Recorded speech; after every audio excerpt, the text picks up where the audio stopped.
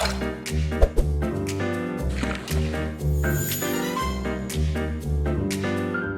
again, everyone. Welcome back for another installment of MustardHub Voices Behind the Build. In these episodes, I sit down for conversations with the people building, backing, and running better workplaces. I'm your host, Curtis Forbes. Welcome to today's Fireside Chat. My guest today is Paul Ebert. Paul, Group President at Home Franchise Concepts, where he leads several high-growth franchised brands, including Two Maids, Aussie Pet Mobile, Advanta Clean, and Lightspeed Restoration. Paul steered impressive growth through operational excellence, innovation, and people-first leadership style. Welcome, Paul. Thank you, Curtis. Thanks for having me. Excited about our conversation today. You bet. Me too. I'd love for you to expand a little bit on your background. Your career has had quite the trajectory, I think, from finance to brand leadership to now group president in the Home Franchise Concepts family. Share the story of how you got your start. What drew you, towards franchising as a career? Was franchising something you actively pursued, or did the path kind of find you? It's interesting. The path kind of found me, but that's just kind of the way my life has been led. Even as a child, as I just think about the things that have happened in my life and people that have leaned in with me, mentors, teachers, coaches, it all kind of just came about. And so, I went into college expecting to be a doctor, pre-med, and chemistry quickly told me that was not in the cards for me. And so I have two uncles who are entrepreneurs and own transportation businesses, trucking companies. And I went to both of them and just asked, as I was seeking this guidance of kind of where to direct my life. And they both told me the same thing in separate conversations. And they were like, we understand every part of our business except the accounting. And typically our accountant will understand the rest of our business, but nobody understands what he's talking about when he starts talking. And so they encouraged me to go down that path. I was pretty good at math, and so it kind of clicked. And so I became an accountant. Now, if you were to ask people around me or to look at my desk or my car, it does not look like an accountant's desk. I would never have guessed. Everywhere. It's my own kind of filing system. I know exactly where everything else is, but other people would call that a mess. But it's just the way that I operate. And so I started my career at Ernst & Young, Big Four public accounting, working the grind, the 70, 80 hours a week. And wow. I made it about 5 years there. And during that time, I had gotten married and we wanted to start a family, and that's hard to do, working 80 hours a week and on the road 100 nights or so a year. And so I started looking for other opportunities, and I interviewed with some really large companies here in Birmingham, Alabama, where I'm based out of. And I interviewed at a large insurance company, and a partner at Ernst & Young found out about it and called me into his office. And as a 26, 27-year-old professional getting called into the partner's office unexpectedly, there were some nerves walking into that room. I was like, I don't know what happened. I don't know what I did. But I walk in and we're having a conversation. And he's like, hey, I heard that you interviewed at this company. And he was like, not upset that you're interviewing. It's part of our business model. He was very professional and cordial about it. But he just really encouraged me in a way to find a role in a company that would better fit my personality and leadership style. Which wasn't this billion-dollar public company sitting in a cubicle learning some technical accounting aspect. And it was much more around the way he noticed early on in my career, the way I've engaged with people, that I needed to probably be in a smaller environment where I could have more of an impact. And that changed my career. That one conversation changed my career. And I was able to talk to him about it 15 years later, and he doesn't remember the conversation, which is interesting. But then I've been in kind of entrepreneurial minded organizations since then, a few startups, a real estate development company that was always about the next deal and getting to the next deal. And then I had my own consulting business for a while where I was a fractional CFO. Okay. Me and a laptop. My network, I didn't have a website. I didn't even print a business card. It was all word of mouth and relationship built. And that led me to Two Maids. And so the founder of Two Maids brought me on as a part-time CFO in 2019. And then in 2020, hired me as president full-time. And then HFC, Home Franchise Concepts, acquired Two Maids in September of 2021. And so since then, no good deed goes unpunished. And so I've been able to grow. And so I took over the Aussie Pet role in 2023, and then our two restoration companies in December of last year. And so I did Wow. tell my boss I couldn't go from one to two to four to eight. So I think we're good with the four brands that I'm Crossing running. fingers. That's pretty I mean, that's an incredible story. I mean, for many leaders, I think, franchising represents a unique blend of entrepreneurship, right? And systematized growth. Um, what sort of inspired you to, I guess, stick with those franchise systems rather than other corporate or entrepreneurial paths, right? I mean, you got into the Two Maids. Something must have kept you there that you really loved about the world of franchising. Yes, it is. I mean, it is a people-based business, right? And I mean, from the franchisees and leaning in with them on a consistent basis, and just and I tell our franchisees and potential franchisees all the time, like, our job is to support the American dream of business ownership and entrepreneurship.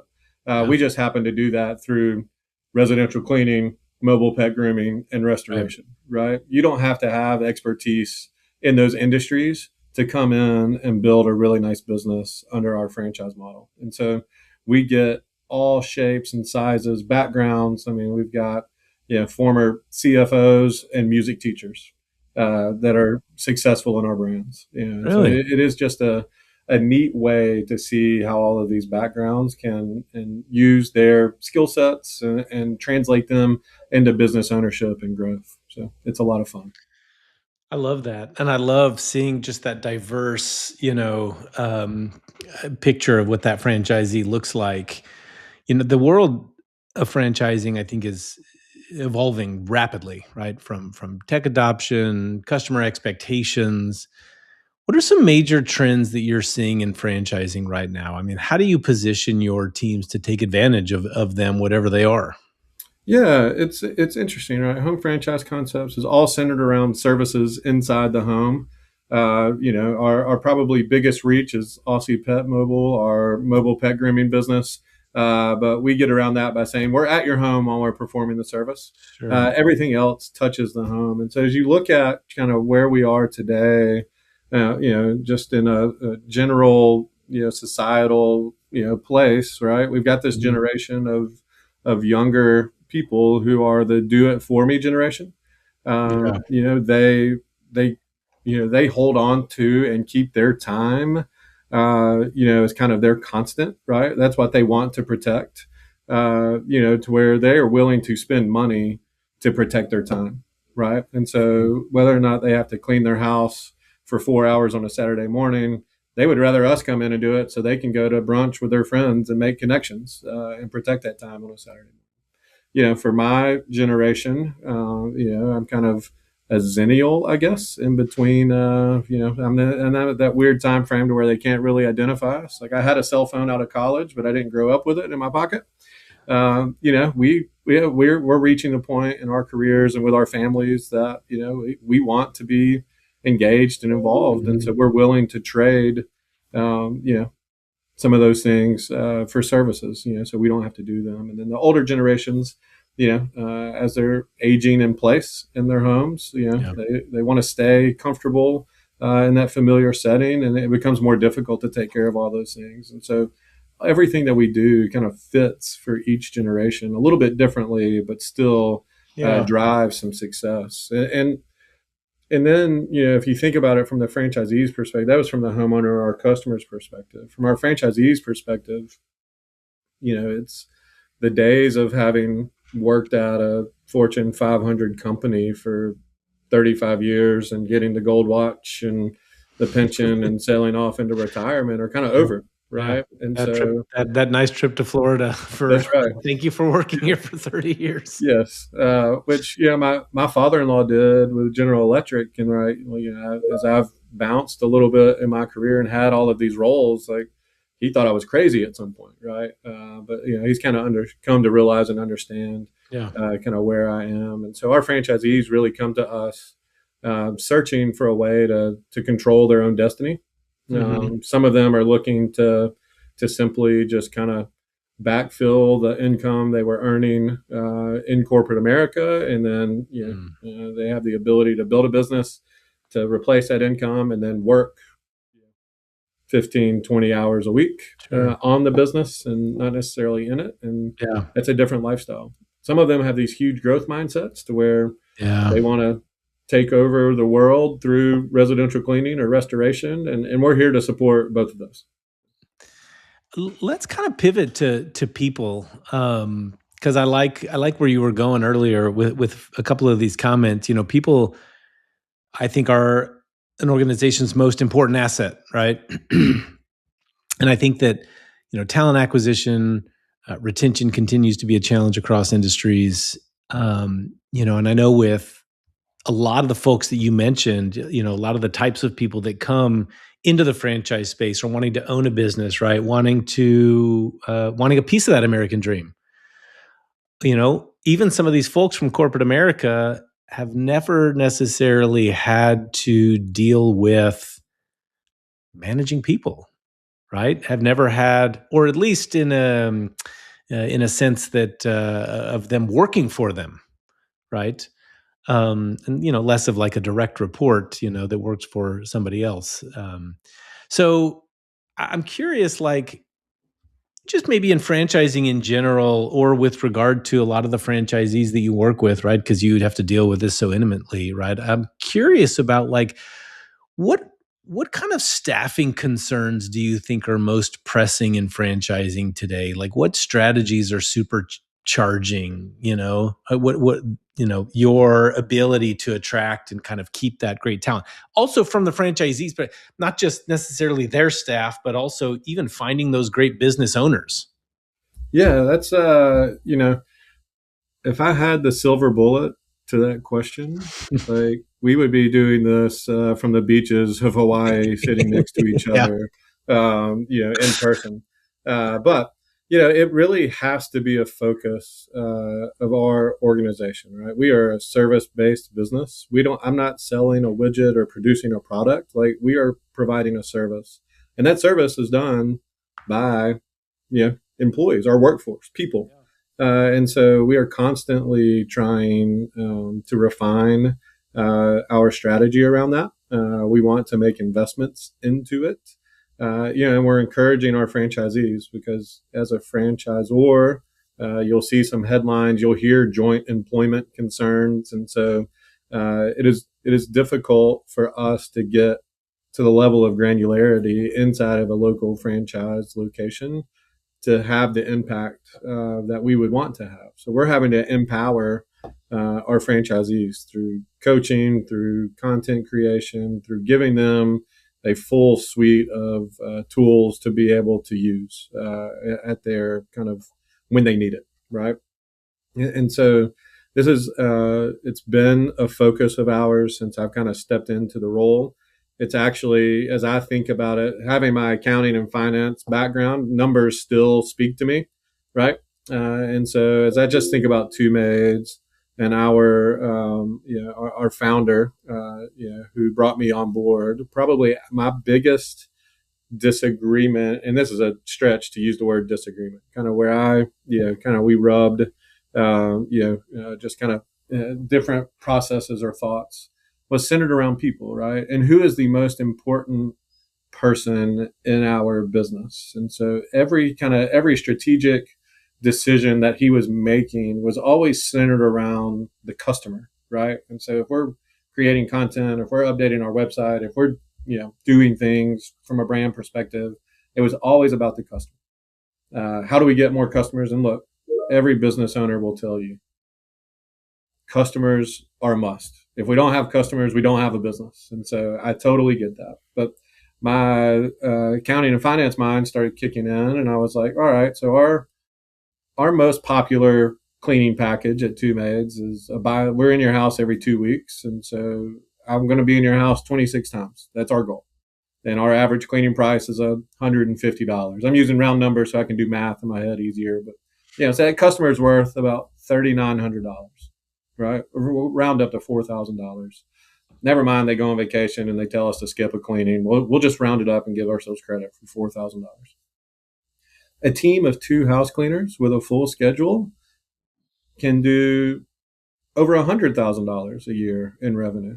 Yeah. And so in my mind, I was like, well, that is the most important person in this process for us. And so we should be investing there.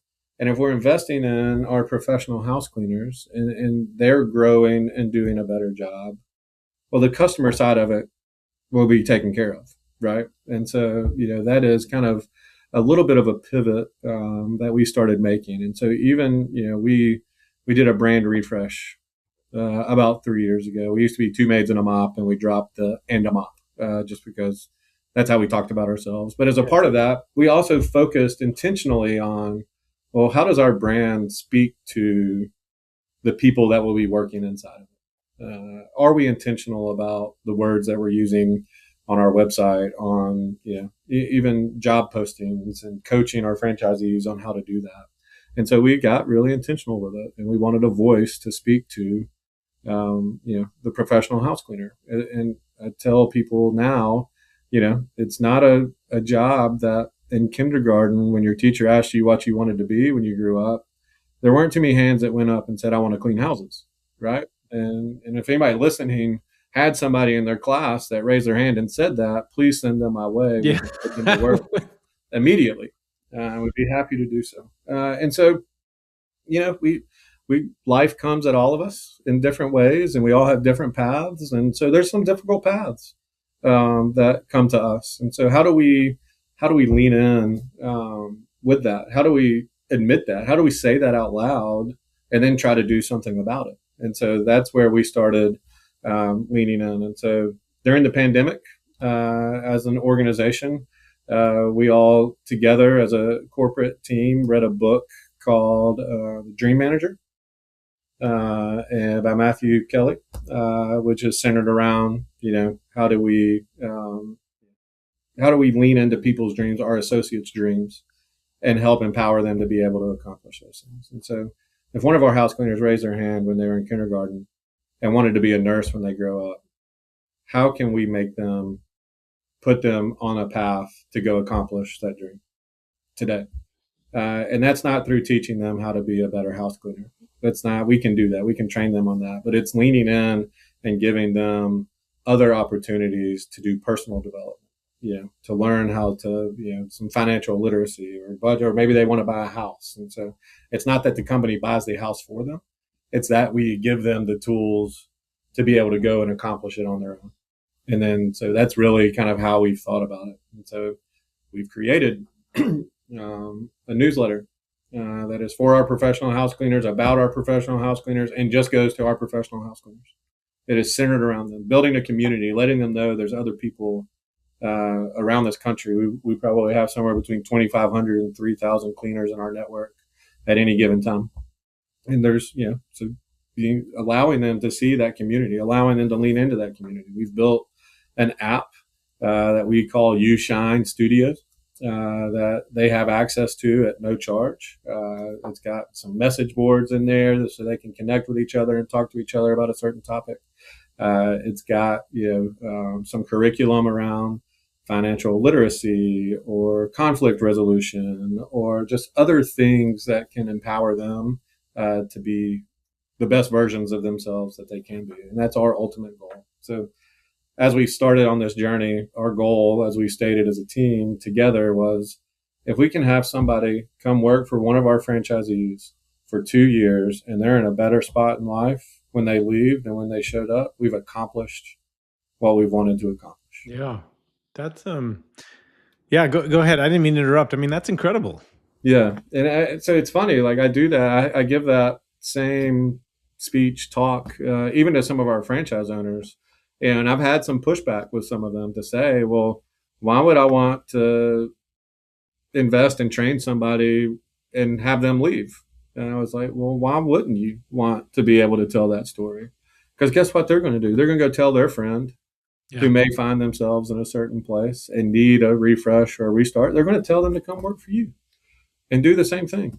And also, what's going to happen is that, a lot of times, in those roles, those kind of entry, level roles that people look at, they've been overlooked in the workplace. A lot of times, they've been just a number in the cog of the machine. And when you can make them feel like a person, make them feel respected and comfortable in your organization, in your workplace, they don't want to leave that sometimes. And so they stay Yeah. 3, 4, 5 years. I've had franchisees call me and tell me they've had an employee leave for a competitor or maybe a different industry down the road for $1 an hour more, Yeah. which look, compensation money is a real thing and you have to be competitive with that. Like, I'm not telling you can underpay people and treat them nicely and they're going to stick around. Like, you have to be competitive with wages. But they come back 3 months later They do. because of the environment and the way. And if they leave on good terms, they're allowed to be able to do that. So I mean, that's really kind of where it all kind of leads to. And so I look at other brands and other spaces, and I'm like, well, who would we want to emulate, right? And so if you're a fast food worker, you want to end up at Chick-fil-A, right? They pay more, they treat you different, like all the things. And so if we can become, the Chick-fil-A of the residential cleaning industry, we will have done some really good things. I love that. I mean, and it kind of shows what role the parent organization has played in developing that culture throughout the organization. And I'm curious, like, do franchisees struggle with maintaining that culture? For example, where do you think they struggle most? Is it hiring folks? Is it training folks? Or is it maintaining this culture and the retention side of it? Where do you see their biggest people struggles? Yeah, it's it is a people centric business, right? So if you're going to continue to grow, your team has to continue to grow, right? And so, and look, it's an industry that has on average 400% turnover.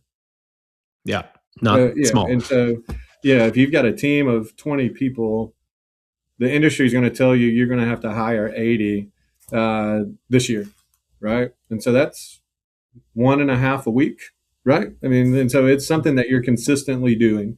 And we tell franchisees that every day, like, recruit every day. Every time a resume comes in to your inbox, we're picking up the phone and following up on it, because we never know when that next opportunity for growth is going to come. We also never know when, somebody walks in your door and says, hey, I've really enjoyed working here, but I'm moving to another city to take care of my elderly mom, or my husband just got transferred and we're moving, and so you never know what's going to happen. And so if you're not constantly staying on top of it, if you react and just wait until you think you need somebody, you're behind the eight ball. And so that's step one. But it is, it being a small business owner at any size or scale, is difficult, right? I tell franchisees, we're wrapping up a training this week, and I tell our trainees all the time, starting your own business, being a business owner, is probably going to be the hardest job you've ever had. If you're a parent, I'll put that alongside of it. But Yeah. there's certain days to where you have to be the CEO and the strategic visionary thinker, and then there's days to where you have to be the plumber Yeah. because there's a leak in the sink and it's got to be fixed, and your teams are out cleaning and there's nobody else there to fix it. And so, some of the struggle, especially early on, is trying to make sure that we balance this culture building, making sure that we're creating a work environment that others want to be a part of, that we're leaning into our associates and employees the way that we should be, while also maintaining the whirlwind and the life stuff that happens. And so, that's that kind of just cycle, can be, I will overwhelming is probably strong. I'll Yeah. use the word overwhelming for a new Yeah. franchisee until they kind of get their feet underneath them. I'm curious, are there, you know, is staffing in sort of home services uniquely challenging compared to other franchise verticals? I would say the restaurant space is probably pretty similar. Just in terms of the number of people needed to run a restaurant operation at scale. Yeah, and it's hourly wages that are can be constrained just based Yeah. on the economics of the business, and so I would put it there. I would say that even under home franchise concepts, we have 10 brands. Our Two Maids brand and Aussie Pet Mobile are probably the most labor intensive, and so it is having to maintain focus on that. And so it really, yeah, hospitality probably similar experiences too, right? If you think about the hotel industry, so there's competition for that workforce too, right? Of who we're trying to go find and hire. So it's a You know, I'm curious. You mentioned the competition. You mentioned all of these different brands. How do you think about? And you're literally inside the customers' homes. So, how do you think about training and accountability to sort of ensure this consistent brand experience across hundreds or thousands of locations? Yeah, that is another wrinkle for us, right? Because it is at Two Maids. We do encourage having an office, so you have a place for your team to come in every morning to meet. But you typically only have your team inside of those four walls all together for about 15 to 30 minutes, right? Yeah. And so you can set the day, you can set the tone for the day, but then you are releasing them, to your point, into customers' homes, and they are the Mhm. face of your business. Right. They are the front line of customer service and support, and the service provider. And so I tell franchise, if they aren't investing in that, then they're missing a huge opportunity, right? And so that is kind of the another wrinkle that we push into and talk to and coach our franchisees about. You have 15 minutes to make an impact. Yeah. They're going to be out there the rest of the day doing it, and it's a hard, physically demanding job.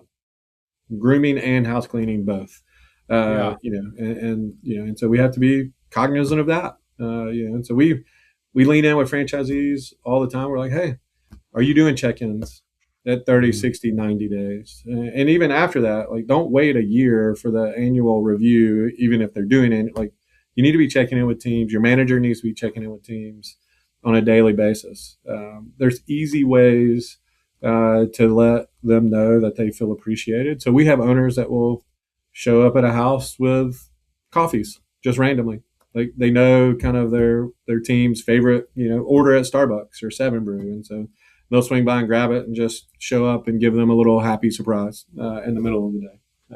We have they're on their feet a lot, right? And so we'll have owners who will buy comfortable shoes for Mhm. their teams when they reach certain tenures, and so we take all of those great ideas that we hear and we share them, right? We take those best practices and we try to push them throughout the network. And some owners are really comfortable. I've got an owner that was a therapist in her previous life, and so she has like talking Tuesdays, to where in the morning meeting she basically sits on top of the conference room table, and we'll hold a therapy session with her I like teams. that. And so sometimes as a business owner or even a coworker, we've all been in a conversation to where Yeah. we felt like we've been a therapist, right? Yeah. And Yeah. so it's there, lots of really fun stories in our network about some of those things. And so yeah, it's just I fun to love I be love able to see hearing it. that. I love hearing how they can sort of collaborate on how they create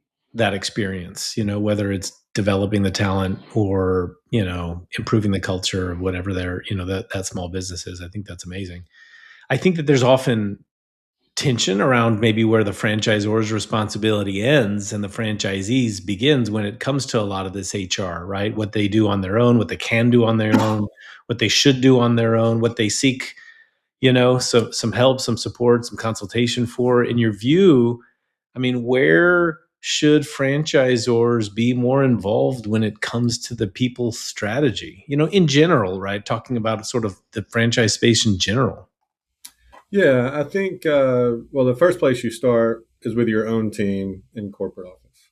If you're not building a culture that other people want to be a part of, then that's never going to get to the franchisees, right? And so I will admittedly say this, that was a mistake that we were making at Two Maids before we made some changes. And so we would say, hey, we have these great ideas for our franchisees and their teams and their staffs, and we would talk about them internally and then ask our team to go help implement them. We would just skip right over our own team. Yeah. So we started implementing them here first. And so we have a dream manager that our associates can sign up with and meet with monthly. And they talk about personal development and goals. And he helps them give some structure to what they want to accomplish. And, I've had associates, I get feedback from him. And, I've heard stories of reconciling with a father that they hadn't talked to in 10 years.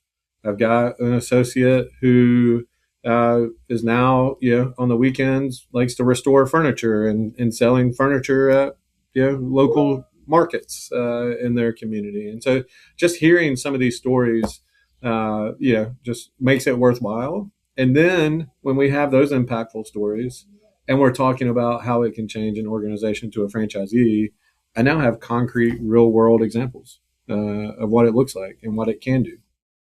I will say on our team here, I've got 3 associates. We have about 15 people supporting our network directly at Two Maids. 3 of them started as a cleaner or a manager in one of our franchise locations. Really?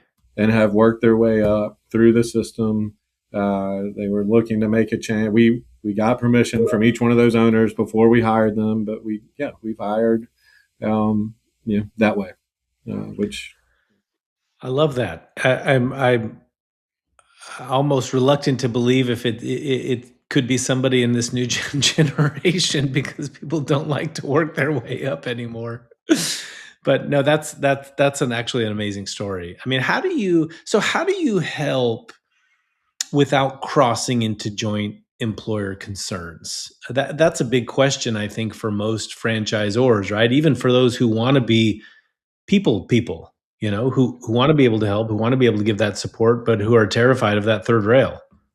Yeah, so we do leverage third parties quite a bit. So even the newsletter that gets sent out for our professional house cleaners, that's being done by a third party. They're creating the content. We get to check it, but they're creating it and sending it completely separately. We have relationships. We've established relationships with companies like Indeed, right? And so we can develop that relationship corporately, and then kind of give them our kind of viewpoint and strategy of kind of where we want to go and things we've updated and changed, and then they can help coach our franchisees with job postings and job descriptions, and so it's a collaborative community that we're trying to create, but we're not giving advice, hiring and firing decisioning advice directly, right? That's not something that we can do. I can't go into a franchisee's office and say, hey, you should hire Curtis or you should fire Curtis. That's not my role. Our role is to build tools, coaching, best practices, and then share that out. And then we can leverage relationships with other experts in different areas to be able to drive some of those additional decisioning things that need to be done. Any predictions really on how joint employer will be changing in the future? I know that the world of work, right, is changing constantly, and the rules around these things are also changing with every administration. It feels like. I'm kind of curious if given so much of the move towards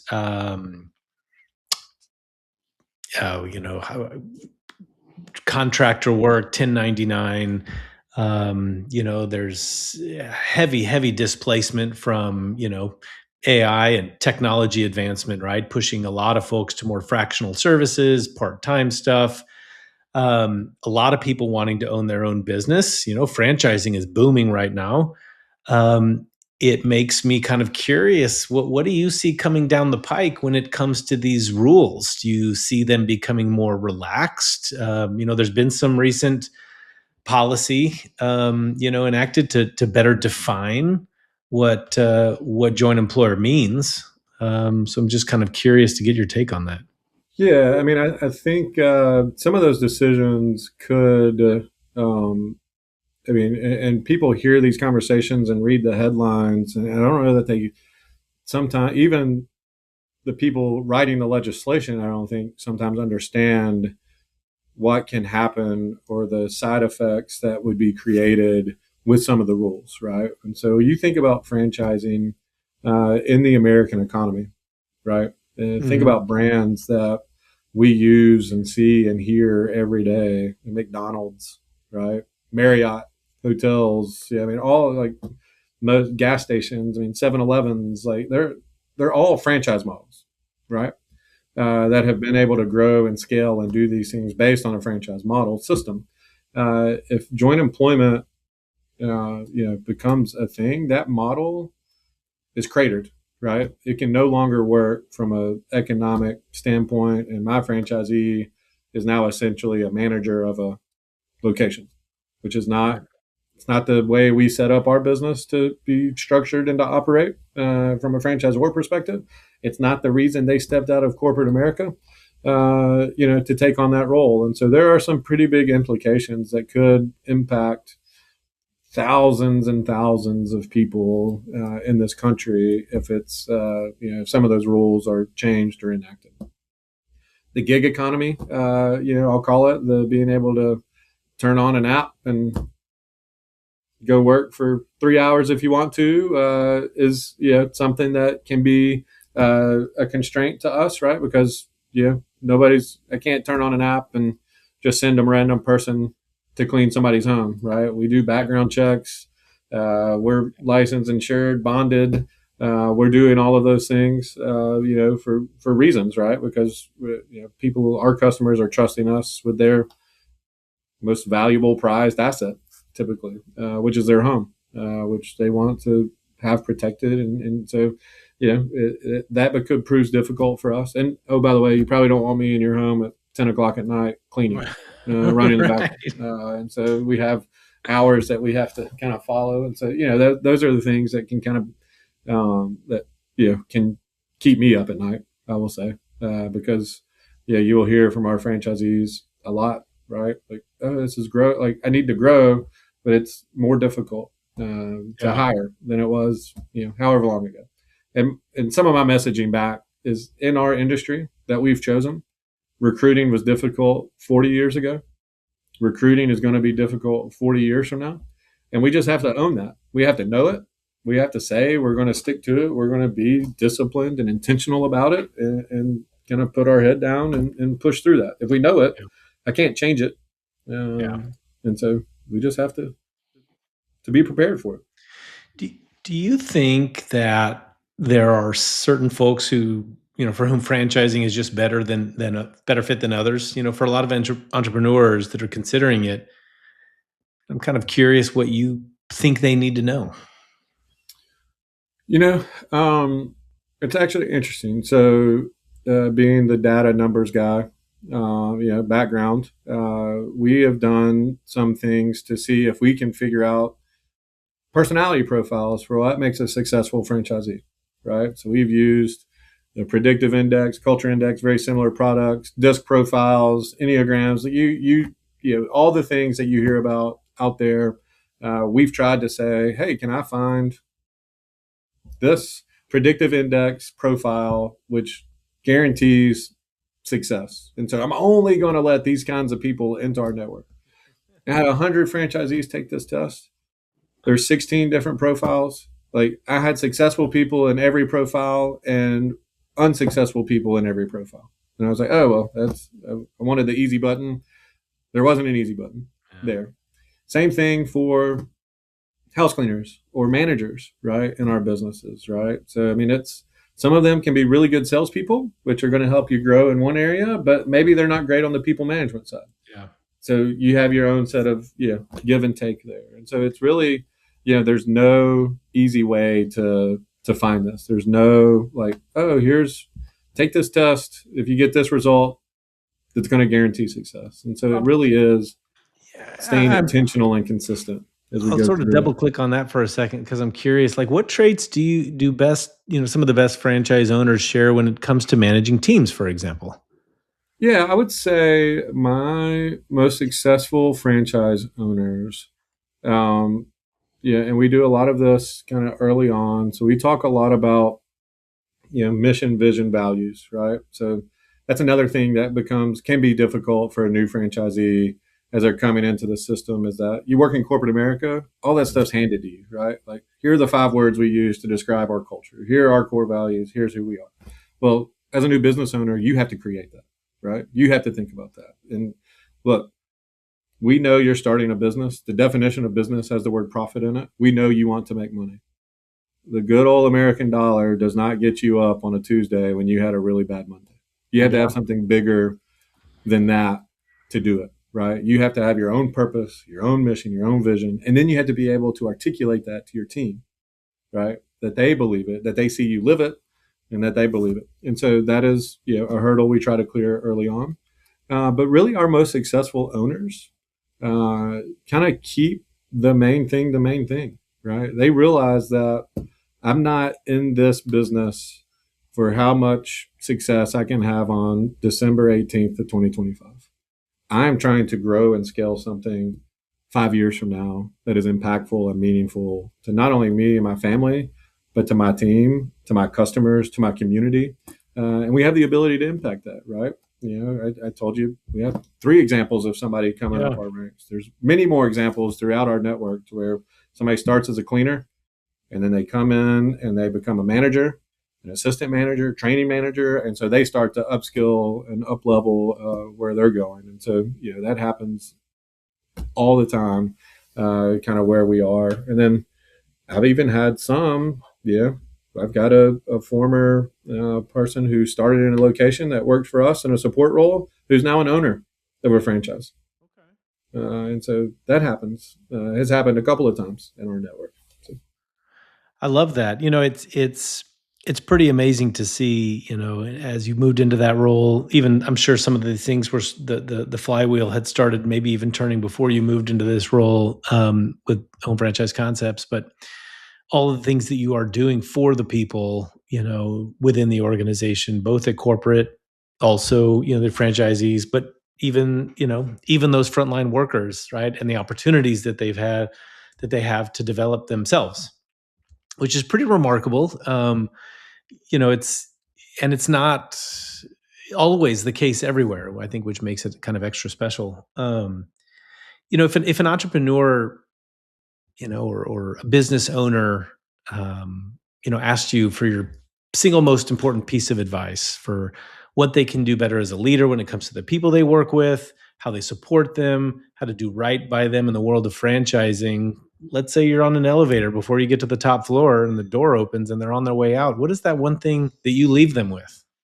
Oh man, I hate to sound cliche, but I'm going to do it anyway, right? Like everybody learned the goal. I've talked about kindergarten a few times today, but the golden rule, right? Yeah. You treat others the way you would want to be treated, right? And that doesn't always mean that you have to say that you can't have difficult conversations, right? That you can't hold people accountable, which is something that you have to do as a business owner all the time. I used to have this quote written on my board, empathy without accountability breeds entitlement, right? And so you can be empathetic. You can as a leader, and you should be. But you should also be clearly communicating expectations and holding teams accountable to those expectations in an empathetic manner. And so that really is it. We've all, I think, most of us have probably worked for or alongside somebody that it just wasn't enjoyable, right? Just the way they treated others, the way even sometimes, you go to a work lunch and the way somebody may treat a waitress at a restaurant Right, just right. doesn't feel right. You know what that feels like. Yeah. Don't be that person. Don't, Right? yeah, I said don't be Like, that person. Exactly. create the environment. Like, and we've all, on the flip side, we've all probably worked for a leader who we would go work for again tomorrow if the opportunity arose because of the way they led and treated people. So be that person, emulate that person, and not the one. So you have the opportunity as an entrepreneur to create your own environment, to create your own culture, your own organization. Make it something you want to be a part of. Yeah, I love that. Make it something you want to be a part of. That's right. This has been great. Thank you so much for joining me today, Paul. I really appreciate it. These are all great insights. Yeah, thank you, Curtis. I could go on for another hour or two if we needed to, but I know we're running out of time here. So I appreciate the opportunity. I I appreciate leaning in and having these conversations, which I think are very important. Even for me as a leader, to be able to talk about out loud outside of my own organization, is a good thing for me and our organization. So. For sure. I maybe we will have to have another one. I'm super eager to kind of dig into how you use that technology also to even build those relationships, right? To sort of foster that collaborative I guess environment, right, for your team. So we'll have to do that again, but big thanks to all you tuning into Mustard Hub Voices Behind the Build. Please like and share the episode. Be sure to subscribe so you don't miss the next installment.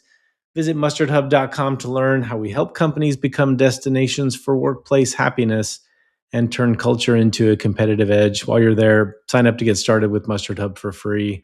And appreciate you joining me. Until next time.